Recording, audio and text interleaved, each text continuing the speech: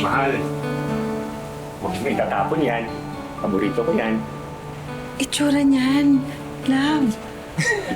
Uy, gula-gulanit na. Love, alam mo naman kung gaano kamahal ko tong t-shirt na ito. Para itong pagmamahal ko sa iyo. Ay, sus!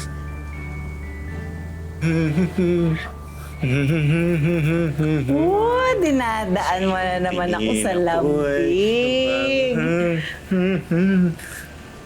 Alam mo namang, ngayon lang talaga kita makasama ng matagal eh. Simula nung kinasal tayo, nag-Spain ka kagad. O, wala man lang tayo honeymoon. Ah. Teka lang. May kasalanan ka pa sa akin. Anong kasalanan? Hindi mo sinabi sa akin yung tungkol sa business Di mo ba? na yan. Alam mo, sorry naman, oh. Sorry. Oh, sorry. Pero may papakita ako sa'yo. Sigurado ako, lalamig yan. Nalilis kita.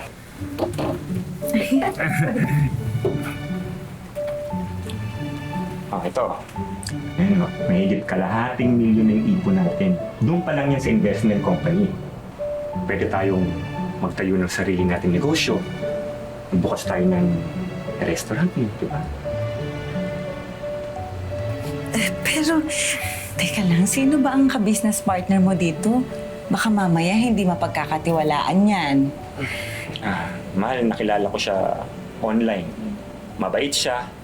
Medyo masikreto lang kasi ang sabi niya sa akin na dapat ilayo yung trabaho sa pamilya. Kaya pag makasama kami, puro negosyo pinag-uusapan namin dalawa. Mahal, mahirap yan, ha?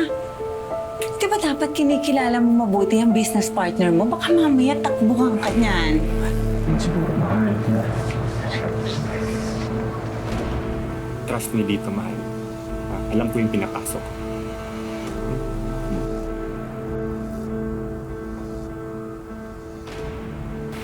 Tingin ka dyan, future.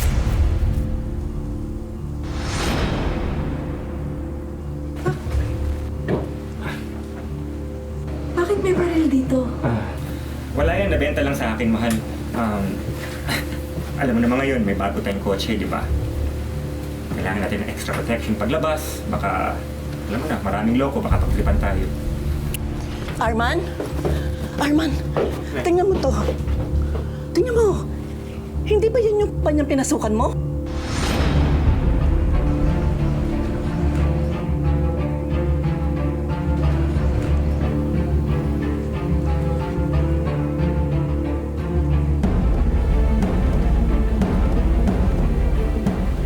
Sandali lang tatawagan ko lang si Larry.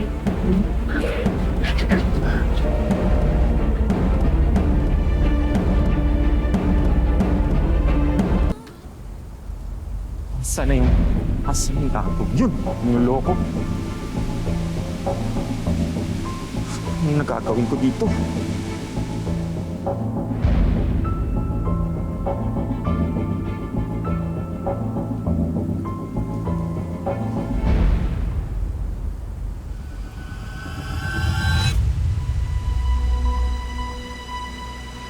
Paliwanag mo nga sa akin to,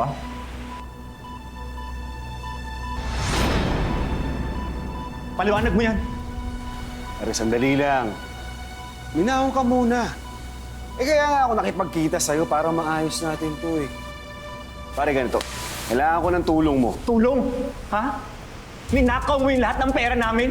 Tinakbo mo? Alam mo ang tamang gawin ito? Ha? Ibalik mo lahat ng ininvest namin sa'yo. Pero sandali lang, ha? Minahon ka. Alam mo naman, ikaw lang ang pagkakatiwalaan ko, di ba? Pare ganito, Isapin mo yung mga tao nag-invest. Pare, babalik ko lahat ng pera nyo. Hindi. Sinabi ko, ninakaw mo yung pera namin eh. Damay na nga ako ngayon dito eh. Yung mga downline ko, sinisingil nila ako. Di ba dapat kayo magbayad nun? Ha? Kumpanya mo magbayad nun, di ba? Sandali lang, pare. Minahon ka. Ibaba mo nga yung baril mo. Baka ako ibabalik ko yung pera nyo. Kailan? Huh? Ang tamang gawin mo ngayon, harapin mo yung lahat ng mga tao. Ha?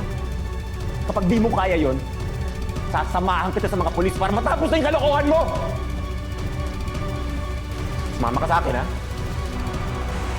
Uy! Ano? Sige! Sige, magsumbong ka! Larry, huminahon ka, Larry. Ibaba mo yan, Larry.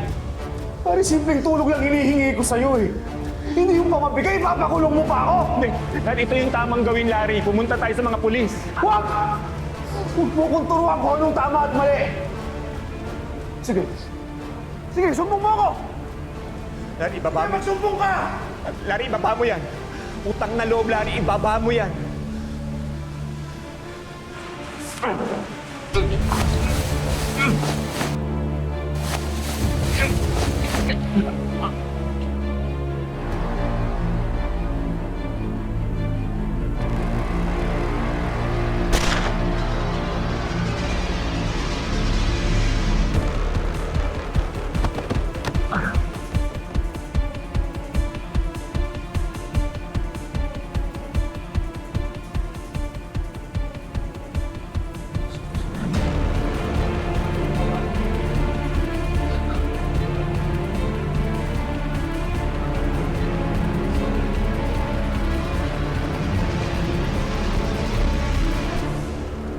Aray!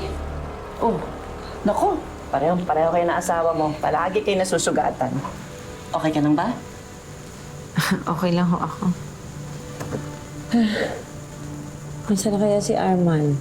Tinawagan mo na ba? Hindi nga po sumasagot eh. Naku, huwag kang mag-alala. Uuwi din yun. Alam mo ba, nung nasa Madrid ka pa, alagang-alaga to ni Arman. Dahil alam na ito ang paborito mo. Naku, palagi ko nga yung pinapagalitan kasi lagi na lang siya namamatay ng mga halaman.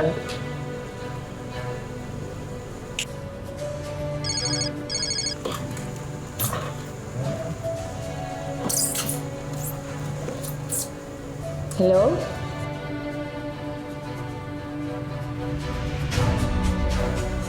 Ako nga ho.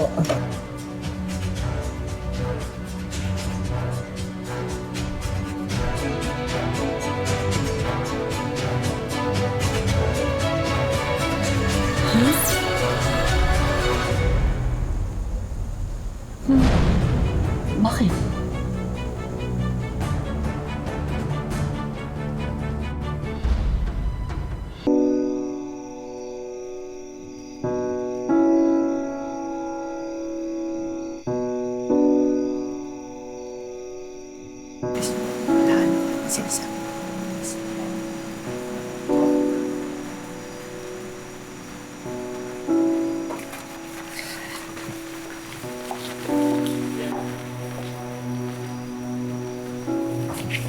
Nay, nasaan ang mga sisiw dito?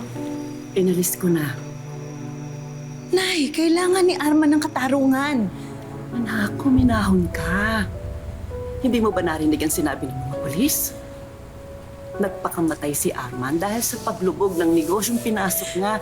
Anak, sarado na ang investigasyon. Sarado na rin ang kaso. Hindi ganun si Arman. Hindi siya ganung klaseng tao. Tama na!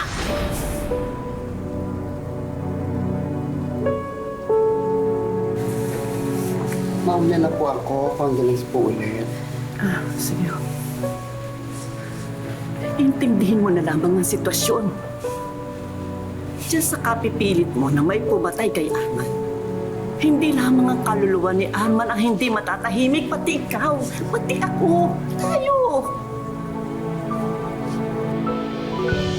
Bakit ganun, Nay? Bakit ganun na lang nyo kabilis paniwalaan mga lahat ng sinasabi ng mga pulis? Dahil yun ang gusto ng anak ko. Yun ang gusto ng asawa mo. Hindi gugustuhin ni Arman. Napahirapan ka pa niya. Ipaubaya na lamang natin sa Diyos ang lahat. Tama na, Marta. Tama na. Anak, tama na.